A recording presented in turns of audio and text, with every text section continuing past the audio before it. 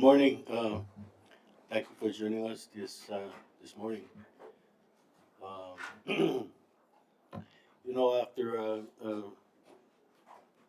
several months of deliberation, I guess, in the legislature, the legislature transmitted this on the 26th of this month, and we had gone through the budget that was passed by the legislature, and today we're going to sign the budget bill for 2024.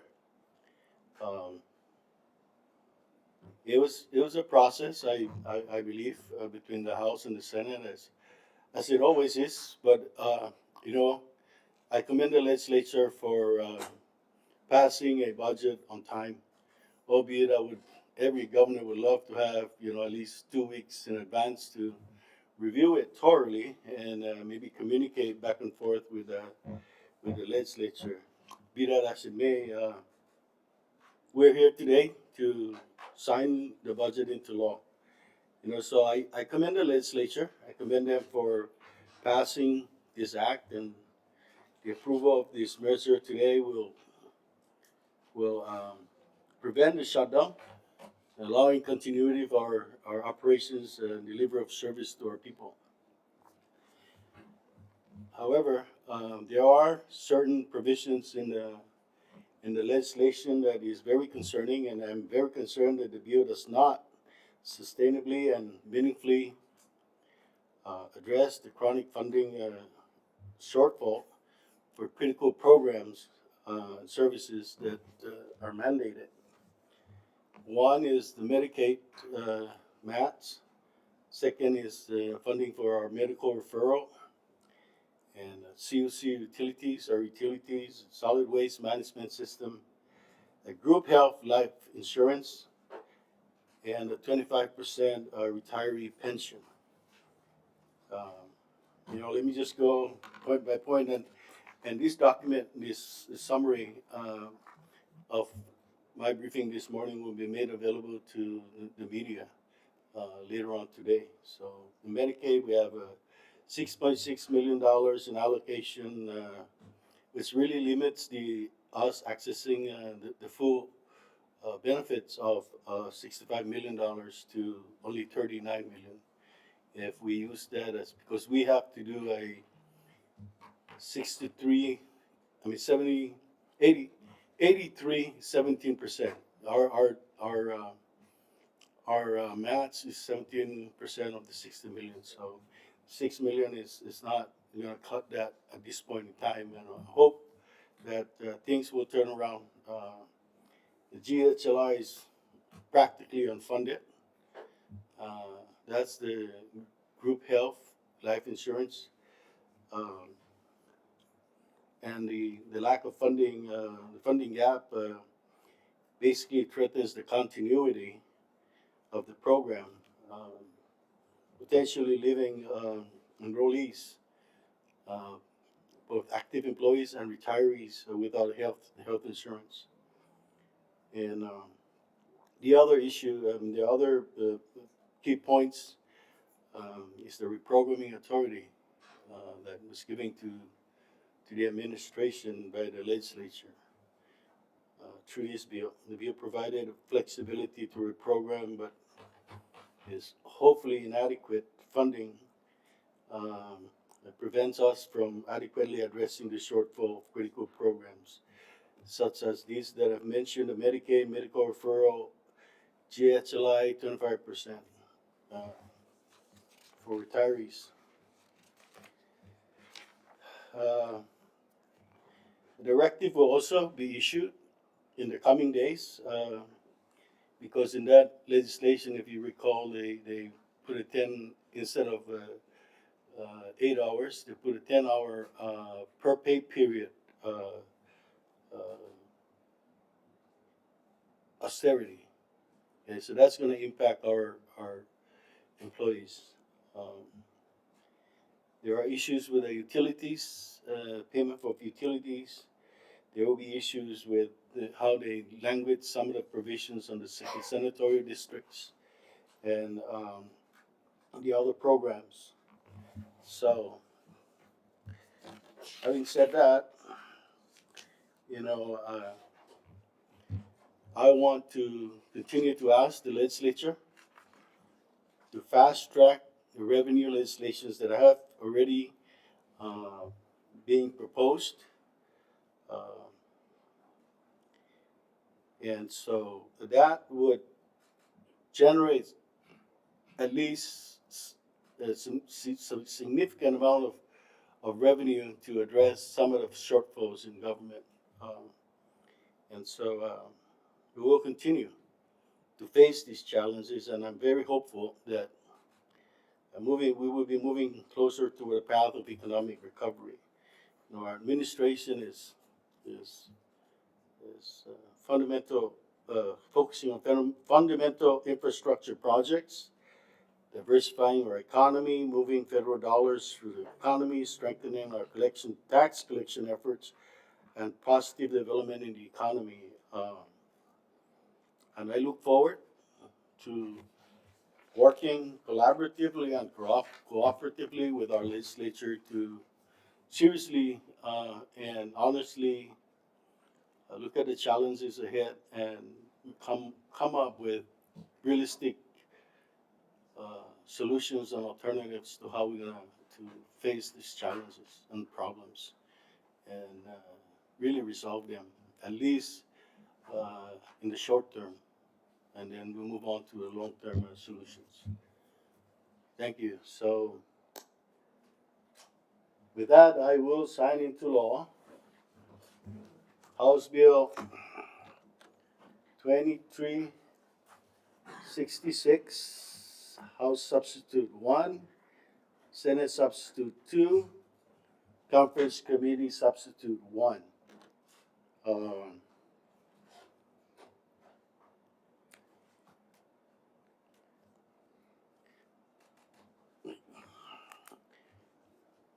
what is the number for this law?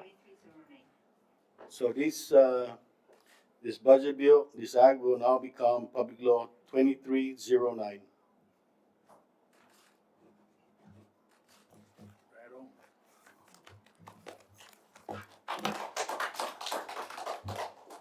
So, any questions, gentlemen?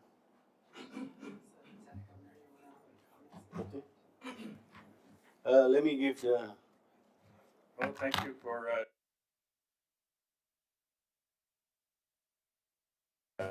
going over this budget and we had a lot of people involved in digesting what the legislature passed and finally came to a term as to what we're gonna do, finalize the bill.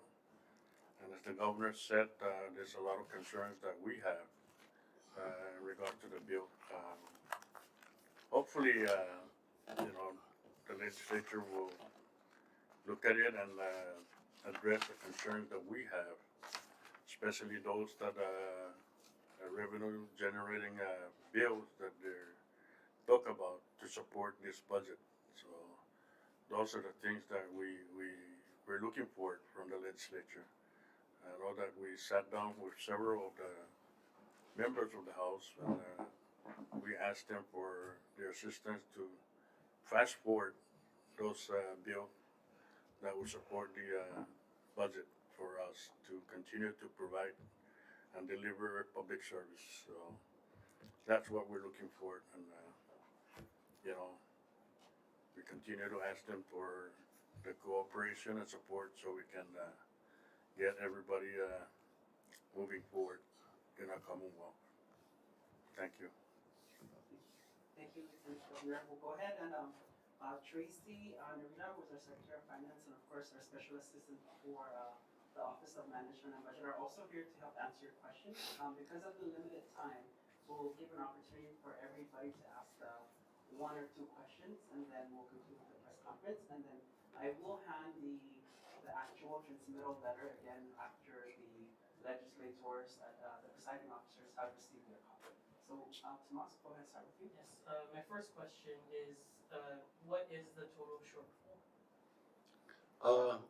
On for all of the items that you've listed? How Medicaid, we have about a $4 million shortfall medical referral. Is we're required to, I mean, things get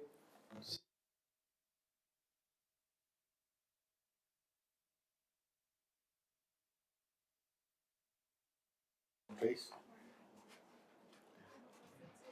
1 point something million For, for medical referral. for medical referral, I believe it's 700 something. Yeah, so it's very significant to say the least. I mean, it's in the millions, And then, tens of millions. Ralph, I just texted, I just heard from the speaker and Senate president who said they weren't aware of the budget being signed today. In the past, they've joined you, flagged you on both sides. Why aren't they here today? Well, it's Saturday. We wanted to have the staff review this. They reviewed it again, and that's why we're kind of late coming down. But it's okay. It's not that it's Saturday. I didn't want to bring them in because we weren't sure what time exactly we were going to be signing this and finish all the summaries that we need and the communication that needs to go in there. And we've had several attempts at drafting the communications so that we're, well written communications and it's not overly here and overly there. I mean, it's just clear and simple and fairly diplomatic. And a lot of the staff had to, believe it or not, struggle with it and says, no, we should do it this way. And I said, no, we should do it this way. And so when we finally got it done, we didn't want to impose a certain time frame on ourselves and didn't want to impose. But it's not nothing, to me, it's nothing significant. It's not to slight them in any way at all. Okay? Brady? Governor, I heard that you went to the legislature yesterday, Mm. and what transpired during your meeting with the House Well, member, I mean the legislature?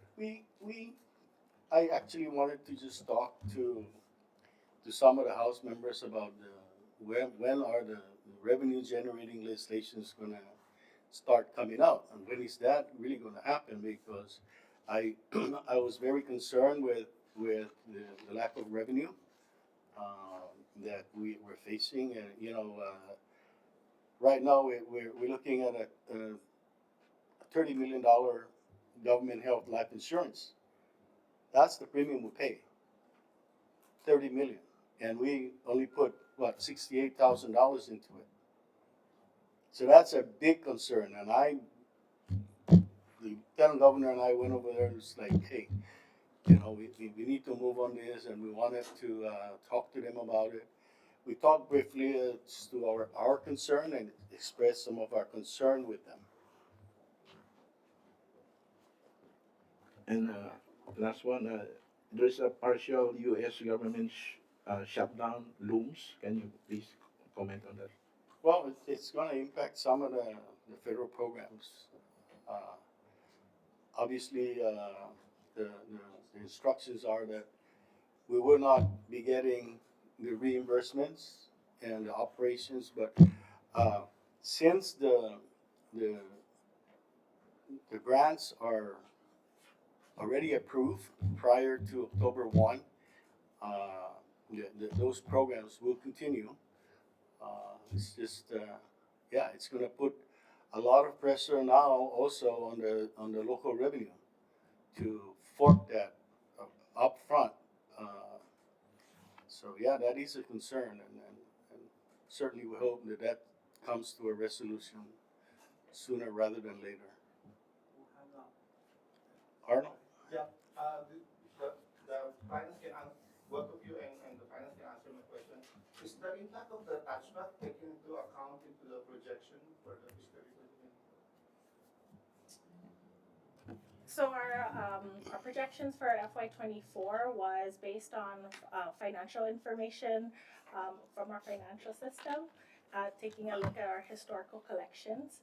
And so the economic analysis part is something that we've been wanting to include in our projections, and we are currently working with our federal partners to develop a fiscal model that includes some economic analysis. So as far as anticipating the impacts of the touchback, we have shared with our legislators the importance of passing additional revenue generating bills to anticipate the impact of that. Tomas, you asked the last question. Yes, my question is for Secretary Narita and possibly the governor. We received a copy of all CNMI central government agencies memo of a blackout from October 1st to the 9th. So really, all FY24 activities, as it says, financial activities, will start on the 10th. Can you explain the purpose of the blackout and how it's going to impact the fiscal year? I believe this is the first time publicly we'll hear from you on it. So we sent out that memo for the blackout period, and it's really to allow the Department of Finance to conduct our year-end closing procedures. And so what that means really is that the system will lock on October 1st for any FY24 activities. This will allow us to close our open prior years. This is a normal part of the accounting process. It's not unique to the CNMI. We also have some federal agencies that do the same thing. They have a blackout period where we're not even able to have any federal drawdowns. So I just want to mention that this is not a unique thing that we've done. It's part of the accounting process, and I'm glad that we're given the opportunity to catch up and actually stay on time with closing our books. But what this also means, and that I wanted to highlight, is that payroll will not be affected. And I know that's the concern of a lot of employees, is whether they will be paid during this period, and the answer is yes. And then also in regards to our revenue collection, the collection points, our cashiers will remain operational. So that is something that we made sure will continue. And then our staff is, we're working really hard to ensure that we meet all the procedures within this timeline so that we can continue to allocate for FY24.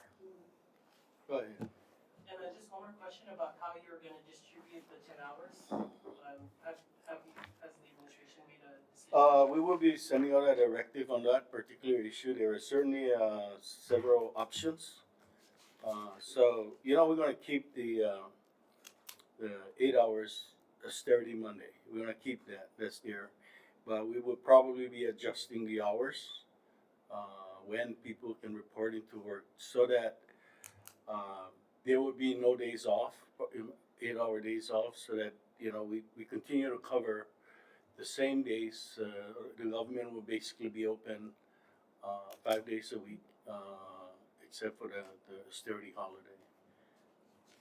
So we will be sending out a directive on that. Thank you.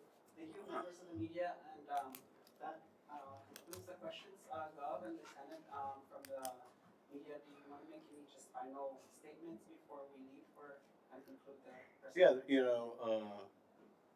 we all know that these are challenging times. Our economy is just recovering from practically a zero economy during COVID. And just like many places in the world, economies are starting to recover. And we hope that things will move forward and that we will, because we let's also be mindful and be honest that to ourselves that we have such a large obligation. A lot of them are unfunded obligations. And so we have to, not just recover the essential public service, but continue to take a look at those unfunded obligations that we have. And so one of the challenges, and that's something that I have to also discuss with the legislature, is like we're going to begin to prioritize and even to the extent that we can, and we might have to let go of some of those programs. So those are the type of that's the situation that we're in. We're hopeful and we're very positive that things will start turning around. But at the same time, we also have to begin to take a look at where our additional cost-cutting measures have to come from. And, all right, turn off the cameras. Everybody turn on your camera.